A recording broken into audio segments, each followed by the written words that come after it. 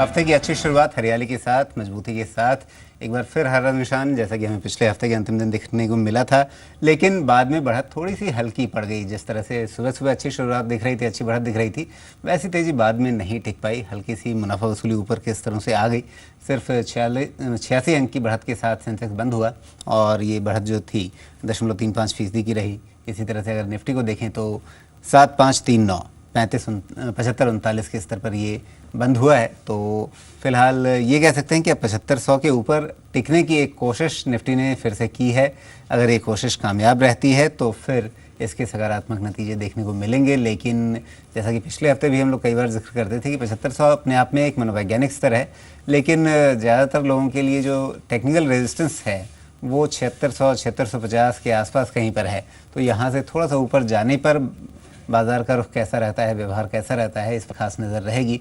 आज के कारोबार में भी हमने देखा कि जब सेंसेक्स 25,000 के आसपास पहुंचा तो वहां पर मुनाफा वसूली उभरी है और ये अपने आप में महत्वपूर्ण है, क्योंकि जो स्तर हम निफ्टी पे 7600-7650 के आसपास का देखते हैं, लगभग उन्हीं के आसपास 25,000 का स्तर सेंसेक्स के लिए बैठता है। और ये दोनों स्तर आगे चल कर के इस हफ्ते खासतौर पर महत्वपूर्ण रहेंगे। यहाँ पर एक महत्वपूर्ण आंकड़ा जो एक बार फिर से सामने आया है FII का, 1000 करोड़ रुपए से ज़्यादा की शुद्ध खरीदारी उनकी फिर से है। ये खरीदारी अपने आप में महत्वपूर्ण है। ध्यान दीजिए कि बजट के अगले दिन से लगातार FII खरीदार हैं। किसी दिन थोड़ी बहुत हल्की पड़ती है, लेकिन फिर से वो बड़ी खरीदारी के साथ सामने आ जाते हैं। और जब तक ये खरीदारी है, ये मानकर चला जा सकता है कि बाज़ार में ये जो अभी थोड़ी चाल बनी है, ये मजबूती जो बनी है, वो फ़िलहाल रुकेगी नहीं। अगर FII खरीदारी हल्की पड़ती है तभी बाज़ार किसी रेजिस्टेंस का सम्मान करेगा और वहाँ से पलटेगा, वरना उस रेजिस्टेंस को पार करने की अच्छी खासी संभावना हो सकती है। फिलहाल आज के हमारे जो मेहमान हैं, जो आपके सवालों के जवाब देंगे, दर्शकों के सवालों के जवाब देंगे, विवेक गुप्ता हमारे साथ जुड़ चुके हैं। साथ ही साक्षी होंगे अगले दिन के लिए चुनिंदा मौके बताने के लिए। विवेक, सबसे पहले तो यही कि जिस तरीके से बाज़ार ने एक दमखम दिखाया है, रेजिस्टेंस दिखाया है, माफ़ कीजिए, एक टिकने का मादा दिखाया है, रेजिस्टेंस के सामने अभी थोड़ा सा है, लेकिन अभी भी उम्मीदें हैं कि शायद इस रेजिस्टेंस को पार करने की एक संभावना बन जाए। क्या लगता है आपको? गुड इवनिंग राजीव जी। मुझे लगता है निफ्टी का ओवरऑल ट्रेंड बुलिश है। इसमें कोई डाउट नहीं है कि निफ्टी अभी बुलिश है और जब तक 7600 का लेवल से हम कोई खास करेक्शन नहीं देखते हैं और अगर 7600 को ऊपर ये सस्टेन कर पाता है तो 7750 के लेवल्स ओपन हो जाएंगे। अभी कोई निफ्टी में फ्रेश पोजीशन ना बना के स्टॉक स्पेसिफिक लॉन्ग पोजीशन बनाई जा सकती है।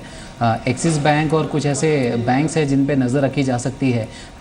और एक्सिस बैंक जैसे आज का हाई जो फ्यूचर्स में 424.85 के आसपास था, 425 के ऊपर ये लेवल क्रॉस कर पाता है तो फर्दर 3 से 4% का ऊपर का अपसाइड का मूव दे सकता है। तो ऐसे कुछ स्टॉक स्पेसिफिक अपॉर्चुनिटीज़ हैं, उन पे ध्यान दें और निफ्टी में 7600 के लेवल पे नज़र रखें।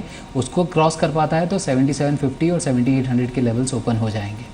अभी अभी लोकसभा में वित्त मंत्री अरुण जेटली बयान दे रहे थे और उन्होंने एक तरह से आश्वस्त करने का प्रयास किया कि बैंकों का NPA जो है उसका मतलब ये नहीं है कि उस पर बैंक वसूली छोड़ देंगे और वो पैसा हमेशा के लिए डूब गया है।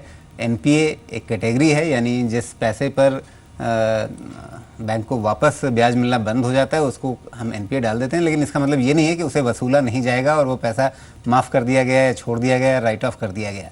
ये जो आश्वासन, ये जो भरोसा संसद के सामने वित्त मंत्री ने दिया है, तो क्या इससे बैंक शेयरों में अगले दिन कुछ शेयरधारकों का भरोसा बनेगा? मुझे लगता है शेयरधारकों का भरोसा जो है वो डेली की न्यूज़ से नहीं बनता है। NPAs की न्यूज़ जो है वो काफ़ी पुरानी है। NPAs में काफ़ी ऑप्शंस होते हैं, रीस्ट्रक्चरिंग होती है, जब कोई रिकवरी नहीं मिल पाती है तो कुछ समय बाद रीस्ट्रक्चरिंग का भी ऑप्शन दिया जाता है। ये सारे ऑप्शंस हैं, लेकिन अगर हम देखें तो ज़्यादातर NPAs की जो प्रॉब्लम है वो लास्ट क्वार्टरली रिजल्ट्स में काफ़ी कुछ कंसिडर ऑलरेडी हो चुका है, क्योंकि जो प्रोविजनिंग का केस था वो भी लास्ट क्वार्टरली रिजल्ट में ऑलरेडी कंसिडर हो चुका है। तो मुझे लगता है गोइंग फॉरवर्ड बैंकों के लिए अब पॉजिटिव संकेत ही हैं और बैंक्स भी इस मामले में काफ़ी स्ट्रिक्ट हो गई है।